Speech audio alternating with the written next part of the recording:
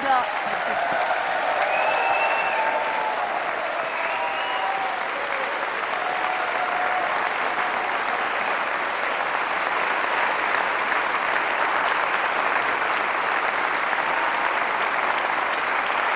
Thank you. Wow.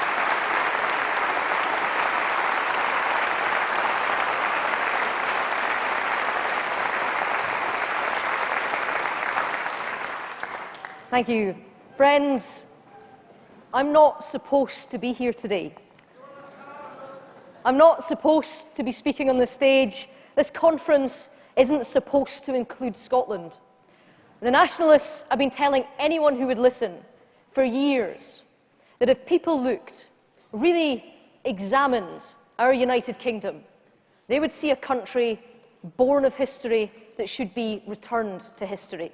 A Britain in decline that oppresses the very people who make it up. An anachronism on Europe's northern shores, still dreaming of a globe painted pink and a place where that which divides us is greater than anything that we have in common. We were told if people just opened their eyes, they would see a nation-state with its best days behind it, a product past its sell-by date, a sinking ship with independence the only lifeboat. Well, we did look. We did examine. Scotland, as a country, embraced the political arguments of this campaign like no other. Propositions were tested, conjectures dissected, claims analysed, and questions of identity, both national and personal, were weighed and measured. Never in modern British history has any democratic event seen such levels of participation. And when all the ballots were cast and all the votes were counted, the result was clear. More than 2 million Scots said no thanks to separation, no thanks to division, no thanks to leaving a family of nations that belongs to every single one of us, whether we are from Cardiff or Kirkcaldy, Birmingham or Belfast.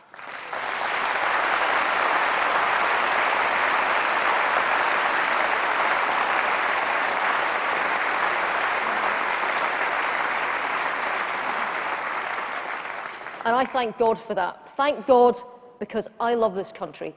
I am Scottish to my bones, but I am British too. And if Scotland had chosen to leave, I would have felt an aching sense of loss, and I would have felt it deeply. And here's what the nationalists don't understand. As they try to write their own history of the last few weeks, their story is that everyone who voted no was duped, or conned, or scared into that vote. That they walked into that polling station as timid wee mice, and they came out conflicted by what they'd done. Well, I'm here to tell you that that's not true. Hundreds of thousands of people right across Scotland cast that ballot with pride, and I know because I was one of them. And so too was my friend Lorna, who I met many years ago when I did my officer training. She signed up dozens of her army colleagues, making sure that no matter where they were based across the world, they had registered to vote back home. Or Lewis, who at 14 years old asked his mum if he could get the bus from East Kilbride every day to Glasgow to help in the Better Together offices. Or Pat, in her 80s, but who worked every single day to help the campaign in any way she could. And some days, that was stuffing envelopes and making the tea. And others, it was taking to the streets to dish out a particular brand of Scottish wifey justice. When the MP, Jim Murphy, was being horrendously barracked and abused, wee Pat was in there giving what for to the abusers and telling them how to behave properly.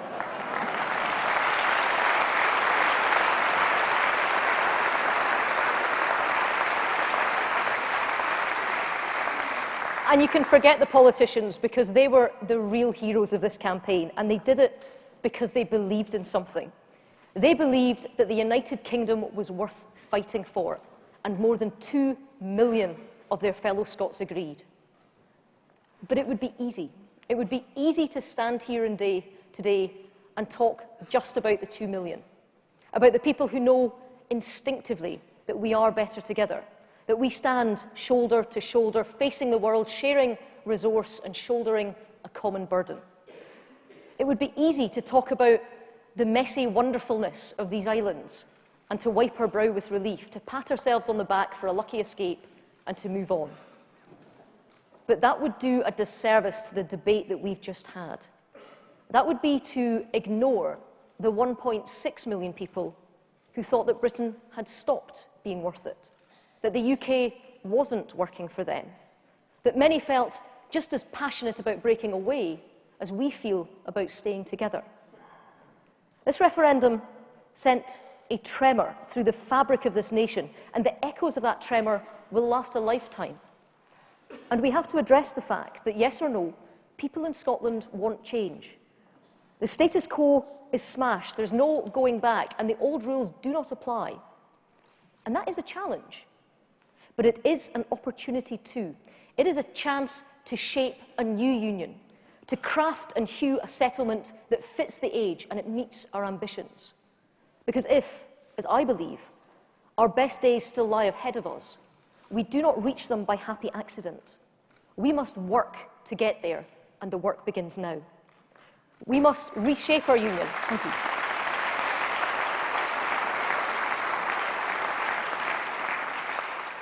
We must reshape our union so that each of its nations is comfortable in its own clothes. Now, for Scotland, that means having a parliament that finally has to look taxpayers in the eye. Right now, First Ministers of Scotland have a block grant transferred from Westminster, and their only concern is how to spend it. This has allowed a nationalist government to spend 7 years telling the people of Scotland that everything good in the country is down to them for spending money on it, and everything bad is Westminster's fault for not handing over enough. It makes every Scottish election a spending competition, with no thought or regard of who the money comes from. Now, I'm an old-fashioned Tory. I don't believe there is any such thing as government money. It doesn't exist. The only money that government has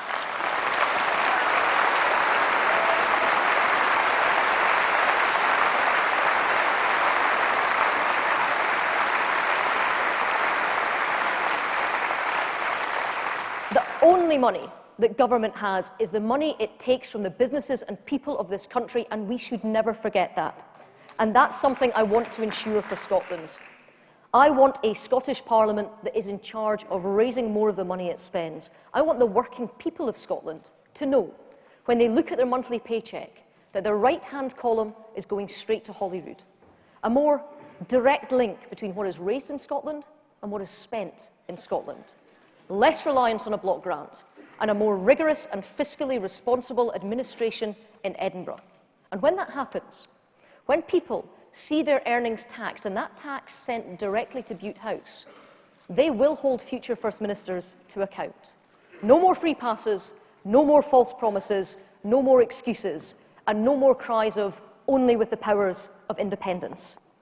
Because the SNP lost. Scotland demonstrated her sovereign will. And yet, people at the top want to run this race again as soon as possible. They want Scotland locked in a cycle of never ending. Well, this referendum did send a tremor through our United Kingdom.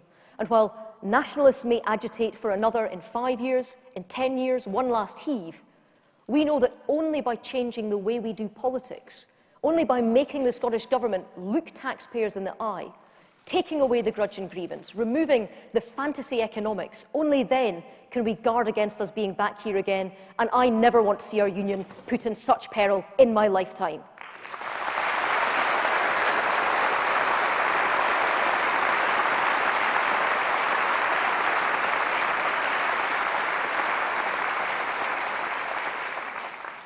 But a new settlement is not just for Scotland. New rules shouldn't apply to one, but to all. And it is right. It is right that our Prime Minister, who fought so hard for our United Kingdom, considers the way forward for each constituent part. And just as I would guard jealously Scotland's right to consider her own future, so I recognise that development is not for me to impose on others. The referendum in Scotland has allowed all of us to look again at how we make this country work better. It is our chance to craft a new union, more at ease with itself and better able to take on the world. It is a task to which we must apply ourselves with energy and purpose. And conference, we are the party to do it. We have the passion for Britain, the pragmatism for success, and the perception to see what needs done. Our friends in Labour and the Lib Dems do not have the same clarity of vision. And there is no doubt in my mind, that we will reshape our nation, we will recraft our union, we will make it fit for the next 300 years.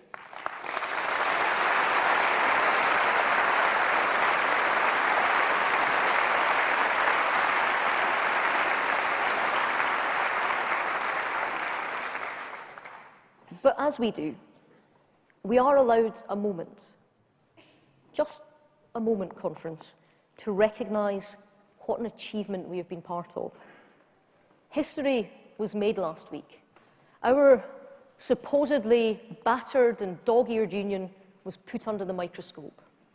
Frayed and sometimes fractious, we were supposed to turn on each other and tear up our social contract. Alex Salmond chose the referendum's timing. He chose the wording. He chose the franchise. He put the full weight of the Scottish Government behind his campaign. And yet, faced with a clear choice and by a clear majority, Scotland voted to stay. Our union was strong enough to stand the test, and I want to thank you. Last year, I came to conference and I asked you to help, and help you did. Many physically came to trudge the streets and post the leaflets and knock the doors, and whether that was for a week or a day or an hour, I thank you for your efforts. Many helped from home, manning our call centres in Cardiff and in London to help with the Get Out the Vote. Many simply added their voice to a chorus that rang out loud across the UK and said simply, "We want you to stay." I thank each and every one of you because your efforts made a difference.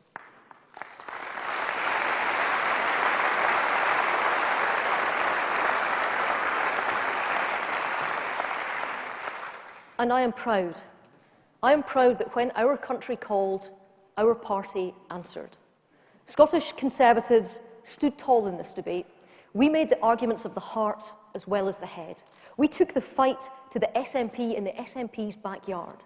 In Angus, in Perthshire, in Murray, in Aberdeenshire, it was Conservatives in the lead, and in our borderlands too. And it is no coincidence that these areas returned a resounding vote for our United Kingdom. In Scotland, our party comes out of this campaign stronger than it went in. Having grown in stature and confidence as we spoke our truth and stood up without apology for what we believed in. We fought head, heart, body and soul to keep our country because we knew that when it comes to our United Kingdom, leaving would be to lose something of ourselves and to see what was left behind diminish too. And that's why conference, that's why the work doesn't stop. We don't just pack up and go home. People across the UK are hungry for change now. They want power driven out of Whitehall and into their communities. They want decisions taken not just at Westminster, but closer to home.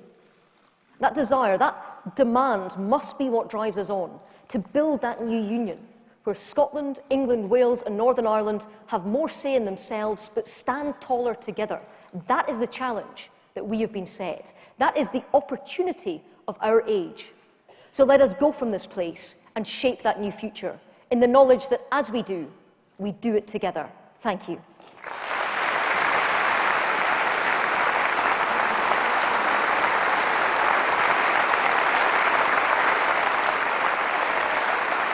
Thank you.